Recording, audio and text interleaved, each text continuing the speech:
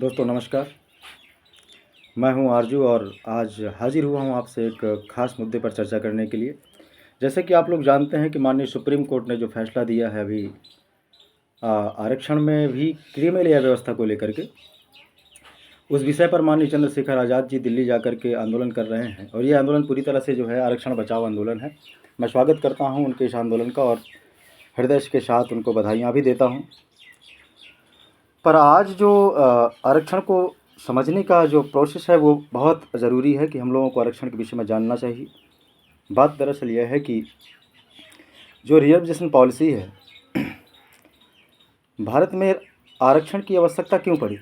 सबसे बड़ी समस्या तो यह है, आरक्षण का आधार ही जातियां हैं, जातियों के कारण आरक्षण लागू हुआ है।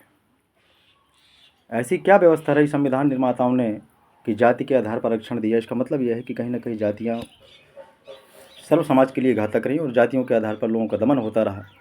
इसके चलते लोग संविधान निर्माताओं को जो है जाति के आधार पर आरक्षण देना पड़ा। अब समस्या इस बात की है कि जो क्रीमी लेयर व्यवस्था को लेकर के हमारे अनुसूचित जाति के लोग हैं, और उसमें वैसे सबसे बड़ी दुखद बात यह है कि बाबा साहब ने जो वर्ग व्यवस्था बनाई, वर्ण नहीं वर्ग, वो 4 तरीके के वर्ग बनाए। SC यानी अनुसूचित जाति, शेड्यूल कास्ट, और ST यानी शेड्यूल ट्राइब यानी कि हम कहें कि अनुसूचित जनजाति, और OBC एक वर्ग हो गया और जनरल एक वर्ग। इस तरह से 4 वर्ग बनाए और उन 4 वर्गों में लेकर के जो आरक्षण की व्यवस्था थी, अगर आप बात करें आरक्षण में अनुसूचित जाति की, तो अनुसूचित जाति को आरक्षण जो है 15% आरक्षण प्राप्त हुआ।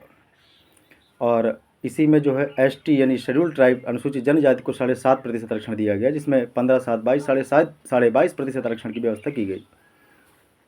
उस 22.5% में अगर मैं बात करूं आपसे, OBC जो मंडल कमीशन की रिपोर्ट के अनुसार OBC की आबादी है वो 52% है। अब ज़रा समझिए कि 52% आबादी को आप 27% आरक्षण दे रहे हैं, और SC और ST को मिला करके जो रिजर्वेशन है 7.5 और 15, 22.5% आरक्षण हुआ, और 22 और 22.5 और 27 49% आरक्षण हुआ।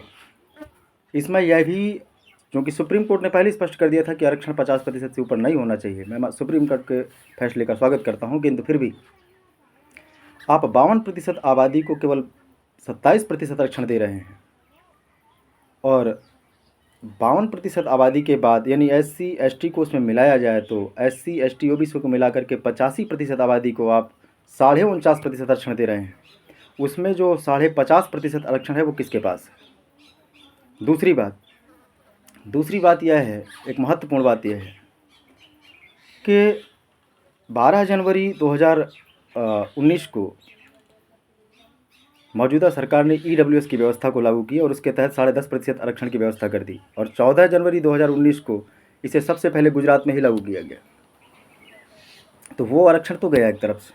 दूसरी बात, ये जो सुप्रीम कोर्ट ने क्रीमी लेयर व्यवस्था को लागू किया है, उस क्रीमी लेयर में हमारे अनुसूचित जाति के जो लोग हैं, उसमें भी खासकर वाल्मीकि समाज के जो लोग हैं, वो इस आरक्षण से बहुत खुश हो रहे हैं कि कहीं ना कहीं उसका फ़ायदा हमको मिल जाएगा। मैं आपको सीधे बता दूं कि ये मौजूदा जो सरकार है, ये आपको डिवाइड एंड रूल करना चाहती है। डिवाइड एंड रूल से ये डाइवर्ट एंड रूल करना चाहती हैं। आपको डाइवर्ट करके धीरे धीरे आरक्षण को पूरी तरह से समाप्त कर दिया जाएगा। यह आरक्षण इसलिए ज़रूरी है कि यहाँ पर जो है गणेश के कटे हुए सिर को जोड़ने वाले तमाम मिलेंगे, मगर एकलव्य के कटे हुए अंगूठे को जोड़ने वाला एकमात्र BR अम्बेडकर। इसलिए आवश्यक है जाति के आधार पर दमन।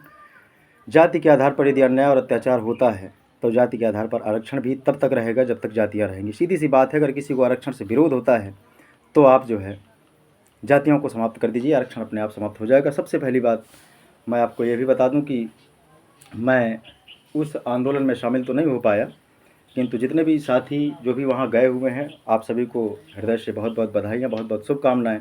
और हमारे अनुसूचित जाति के जो वाल्मीकि भाई समाज के लोग हैं, वो इस बात को ज़रूर जान लें कि क्रीमी लेयर में आप SC के 15% आरक्षण और ST के 7.5% आरक्षण को मिलाकर 22.5% में लड़ते हैं, और जब क्रीमी लेयर व्यवस्था को लागू कर दिया जाएगा तो आप 2 से 4% रह जाएंगे। जब आप 22% लोगों की आवाज़ कोई सुनता नहीं, तो 4% लोगों की कोई आवाज़ नहीं सुनेगा और धीरे से आपके आरक्षण को पूरी तरह से समाप्त कर दिया जाएगा। इसलिए आवश्यक है। दूसरी बात यह है कि बाबा साहब ने जो राजनीतिक आरक्षण दिया था, लोकसभा में 545 सीटें और उस 545 सीटों में 84 सीटें अनुसूचित जाति के लिए तथा 47 सीटें एसटी यानी अनुसूचित जनजाति के लिए रिजर्व की गई थी। 84 और 47 को मिलाएंगे तो 131 सीटों का रिजर्वेशन लोकसभा के अंदर है। 131 MP MLA हमारे वहाँ बैठते हैं।